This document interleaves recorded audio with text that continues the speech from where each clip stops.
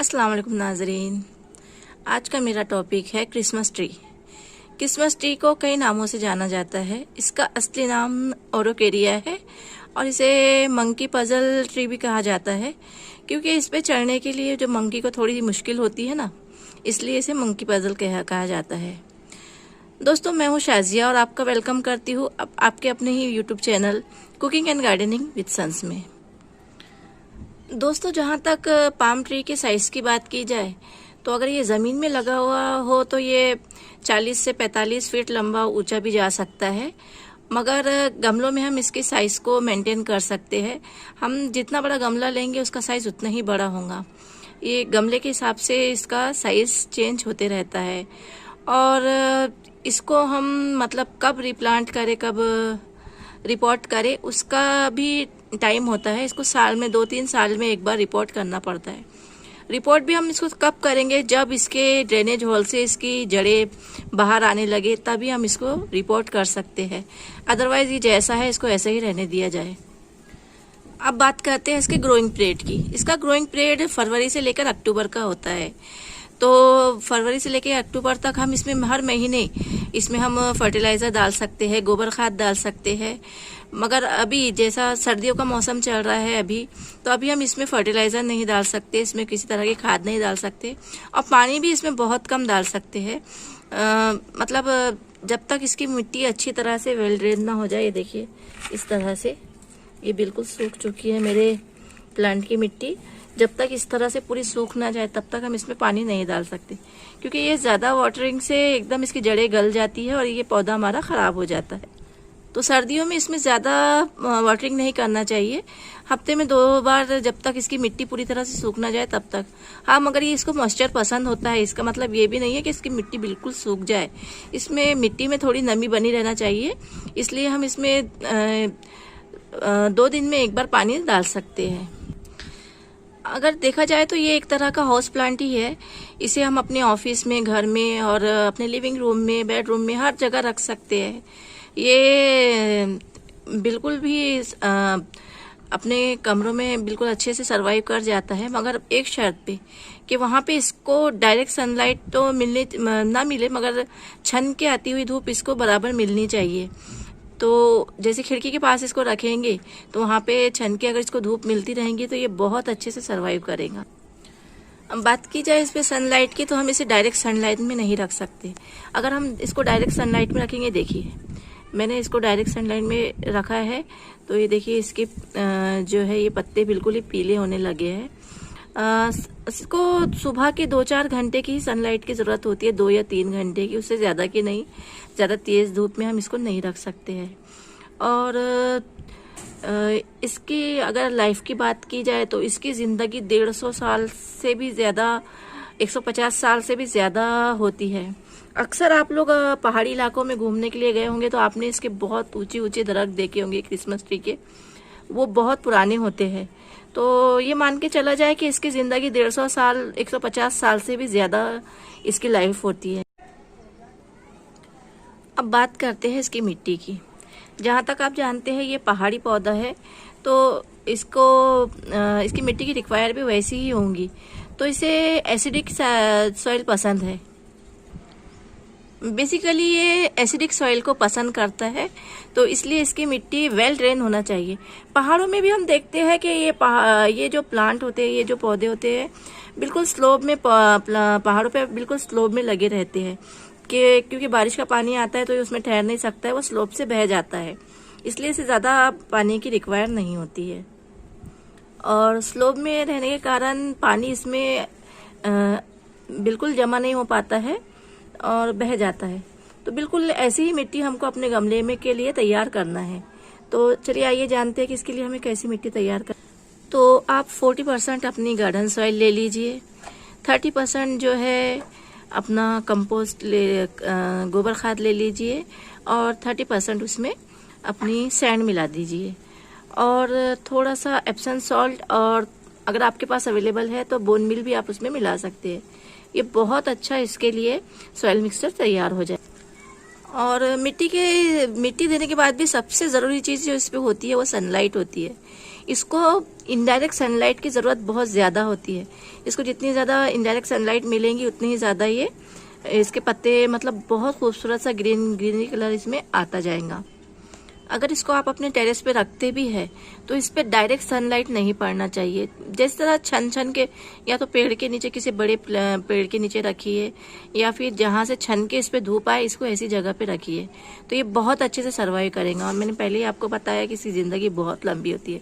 एक बार आप इसको ले आओ तो ये सालों साल आपका साथ नहीं छोड़ेगा, जिंदगी भर आपका साथ निभाएगा, क्योंकि इसकी ज़िंदगी 150 साल से भी ज़्यादा है। बस उसकी केयर अच्छे से करे और अच्छे से रखे तो ये कई साल तक हमारे पास रह सकता है। अगर हम इसको डायरेक्ट सूरज के रोशनी में रख देंगे, डायरेक्ट सनलाइट में रख देंगे, तो इसकी जो पत्तियां है, इसमें जो मॉइस्चर बना हुआ है बिल्कुल ख़त्म हो जाएगा और हमारी पत्तियां सूखने लग जाएंगी और ये झड़ जाएंगी।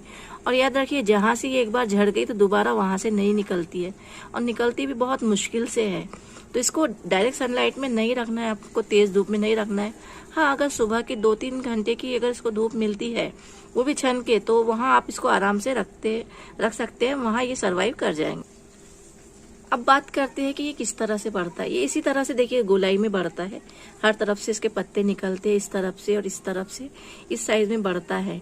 मगर जहाँ पे इसको रोज धूप मिलती है वहाँ के तो इसके पत्ते अच्छे ग्रो करेंगे, मगर अगर आपका पीछे का हिस्सा वहाँ पे रोशनी नहीं पड़ती है सूरज की, तो वहाँ के पत्ते छोटे रह जाएंगे और वो सिकुड़ते जाएंगे। तो इसको आप कुछ दिनों में इस तरह से घुमा घुमा के, इस तरह से कुछ दिन इस साइड पे रखिए धूप में, कुछ दिन इस साइड पे रखिए, कुछ दिन इस साइड पे, इस तरह से इसको आप घुमाते जाइए। तो इसके जो मतलब पत्ते हर तरफ से एक ही साइज में बढ़ेंगे, कहीं से एकदम भद्दे नहीं लगेंगे, कहीं से छोटे बड़े नहीं लगेंगे। इसकी ग्रोथ दोनों तरफ से, हर तरफ से बिल्कुल बराबर बराबर होंगी। आपको अक्सर अपने गमले को इस तरह रोटेट करते रहना पड़ेगा कि हर रोज कभी इसको धूप मिले, कभी इस साइड पे धूप मिले, तो आपके पत्तों की ग्रोथ है वो एक जैसी होंगी, छोटे बड़े नहीं होंगे और बहुत खूबसूरत लगेंगे। आपका जो क्रिसमस ट्री है बहुत अच्छा लगेगा। चलिए आइए अब बात करते हैं इसकी वाटरिंग की। जैसे कि मैंने आपको पहले ही बताया है, ये एक पहाड़ी प्लांट है, तो इसमें ना बहुत ज़्यादा पानी जमा रहना चाहिए कि इसकी रूट्स गल जाए, और ना ही इतना सूख जाना चाहिए कि ये बिल्कुल ही सूख जाए। ये मॉइस्चर लविंग प्लांट है, इसमें मॉइस्चर बना रहा है, इतना पानी डालिए। और अगर कभी ज़रूरत दिखे तो इसके जो पत्ते हैं, पत्तों पे आप पानी छिड़क सकते हैं, स्प्रे कर सकते हैं। अदरवाइज इसमें ज़्यादा पानी डालते हैं तो भी इसको नुकसान होता है, और कम पानी देते हैं तो भी इसको नुकसान होता है। तो इसमें पानी देते वक्त हमको बहुत ही हिसाब से इसमें पानी देना पड़ता है। अगर आप इसमें ज़्यादा वाटरिंग करते हैं तो भी इसकी जो पत्ते हैं वो पीले हो जाएंगे और पीले होके गिरने लग जाएंगे, और पानी कम भी देते हो तब भी इसके पत्ते पीले होके गिर जाएंगे और आपके प्लांट को बहुत नुकसान। इसलिए आप इसमें पानी देते वक्त बहुत ख्याल रखिए। एक बार हमने इसकी मिट्टी अच्छी वेल ड्रेन बना दी है, तो इसमें आपको पानी तभी देना है जब इसकी मिट्टी अच्छी तरह से सूख जाए, 1 या 1.5 इंच तक सूख जाए, तभी आप इसमें वाटरिंग करें, अदरवाइज इसमें वाटरिंग ना करें आप। ये तो बात हो गई इसकी मिट्टी की, पानी की और सनलाइट की। अब आते हैं इसकी जब ग्रोइंग पीरियड होता है, इसके ग्रोइंग पीरियड पे आते हैं। जैसा कि मैंने आपको पहले ही बताया, इसका ग्रोइंग पीरियड है फरवरी से लेकर अक्टूबर तक। तो इसमें फरवरी से लेकर अक्टूबर तक हम हर महीने इसमें खाद डाल सकते हैं, लिक्विड फर्टिलाइज़र डाल सकते हैं। और पानी की जहाँ तक बात की जाए, अगर आप रोज़ इसमें पानी नहीं डाल पा रहे हैं तो थोड़ी सी इसमें खुरपी कर दीजिए इसको, इस तरह से थोड़ा सा इसकी मिट्टी को, ताकि इसके जो जड़ें हैं, ये जड़ों को थोड़ा सा हवा मिलती रहे, एयर मिलते रहे। तो इसमें खुरपी करते जाइए। आप पानी कम भी डाल रहे हैं तो थोड़ी सी इसकी जड़ों को हवा मिलने के लिए आप इसमें खुरपी करते रहे। फरवरी से लेकर अक्टूबर तक इसका ग्रोइंग पीरियड होता है, तो बिल्कुल आप इसमें बिल्कुल अच्छे से खाद डाल सकते हैं, लिक्विड फर्टिलाइजर डाल सकते हैं, और जिस तरह की इसकी रिक्वायर्ड आप दे सकते हैं। और सबसे अच्छा फर्टिलाइजर है कॉफ़ी। आप कॉफ़ी को पानी में घोल लीजिए और इसको दे दीजिए, तो उसको किसी चीज़ की ज़रूरत नहीं रहेगी। आपका क्रिसमस ट्री एरोकेरिया बहुत ही तेज़ी से और बहुत अच्छी तरह से हेल्दी तरीके से ग्रो होगा। दोस्तों, एक चीज़ बहुत ध्यान रखने की है कि विंटर में ये पौधा बिल्कुल हमारे जो डेजर्ट रोज़ है, हमारा एडेनियम है, उसी की तरह डोरमेसी में चला जाता है। तो इसको विंटर में खाद पानी की ज़्यादा ज़रूरत नहीं होती है। पानी वही है, मिट्टी सूख जाए तो आप इसमें पानी डालिए, मगर खाद इसको विंटर में बिल्कुल भी मत दीजिए, क्योंकि आप इसमें खाद डालोगे, ये सोया हुआ है, ये खाद नहीं लेगा, तो बिल्कुल कोई फ़ायदा ही नहीं है इसमें खाद डाल के। इसमें खाद डालेंगे हम फरवरी से लेकर अक्टूबर तक, हर महीने हम इसमें लिक्विड फर्टिलाइज़र और खाद का इस्तेमाल कर सकते हैं। सर्दियों में हम इसमें पानी भी बहुत कम देंगे और बिल्कुल भी इसमें पानी की ज़्यादा ज़रूरत नहीं होती है, और खाद भी हम इसमें बिल्कुल भी नहीं देंगे। बात की जाए इसकी रिपोर्टिंग की, तो इसको ज़्यादा रिपोर्टिंग इसको पसंद नहीं है। ऐसा नहीं है कि आप 6 महीने में 7 महीने में इसको रिपोर्ट करते जाए। 2-3 साल के बाद जब इसकी रूट बॉन्ड, जब इसके जो रूट्स होती है नीचे आपके ड्रेनेज होल से बाहर आने लगे, तभी आप इसको रिपोर्ट करें।